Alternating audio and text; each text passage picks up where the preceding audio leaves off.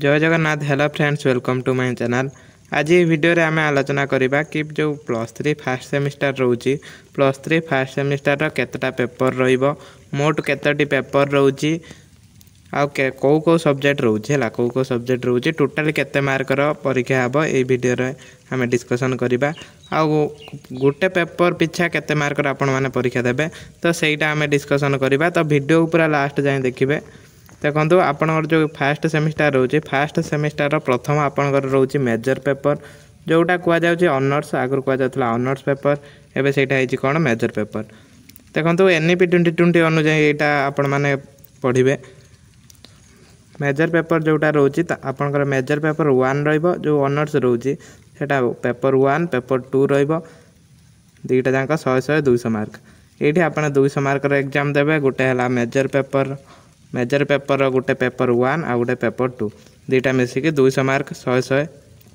तापर आछि माइनर जोटा आपण कहउचंती इलेक्टिव, सेटा होची माइनर पेपर आछि। माइनर पेपर आपण कोन करिवे ना 100 मार्क रो एग्जाम देबे।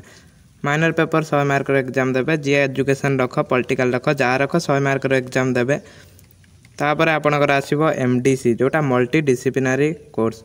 सेटा कौन हम ना आपण कॉलेज सेटा चूज करिवो हला। गोटे सब्जेक्ट आपण कॉलेज चूज करिवो, आपण कॉलेज जोटा चूज करथिवो आपण माने सेटा पढ़िबे। देखंतु ए जो एमडीसी रहउची एटा को कॉलेज कौन चूज करछि सेटा ठीक नै। आरथर अधिकांश कॉलेज ह्यूमन राइट्स चूज करथिले, आ किछि तुलनात्मक साहित्य एमिति जे जो आपण कॉलेज रे बुझिबे आपणकर जा चूज कराइथिबो सेटा पढ़िबे। आ एटा जो रहउची बीएससी वैल्यू एडेड कोर्स, ए जो बीएससी टा कोन हेतला ना आरथर किछि यूनिवर्सिटी बीएससी टा हमर आर्ट्स पिलांगर करिथिले, किंतु किछि यूनिवर्सिटी कोन करथिले सेटा बीएससी टा करनथिले। एटा किंतु कंपलसरी ईवीएस रहइबो हला, परिवेश विज्ञान रहइबो एटा बीएससी। एटा आपण कॉलेज रे बुझिबे, जदी या पूर्वरु हेइथिबो तो हबो, किंतु एटा कोन हबो ना फर्स्ट सेमिस्टर रो एटा भी रहउची। अधिकांश यूनिवर्सिटी करूचंती किंतु अधिकांश यूनिवर्सिटी करनांती। आछि आपनकर एसी एबिलिटी एनहांसमेंट कोर्स, एटा रहइबो कोन ओडिया, हिंदी, संस्कृत। आपण कॉलेज एटा जोटा चूज करथिबे एटा आपन रखिया पड़िबो। सबु कॉलेज प्राय एटा ओडिया रखिथिले हला। एसी ओडिया आपनकर रहइबो। तो टोटली देखंतु ए जो एसी ओडिया रा आपण 100 मार्क रे एग्जाम देबे। बीएससी जदी आपण कॉलेज रे होउतबो तो आपण माने 100 मार्क रे देबे। एमडीसी आपण 100 मार्क रे देबे, आ माइनर रो भी 100 मार्क देबे, आ प्लस ऑनर्स रो दुईटा पेपर रहउची तो 100 200 मार्क रे देबे। आपण टोटली 600 मार्क रो परीक्षा देबे।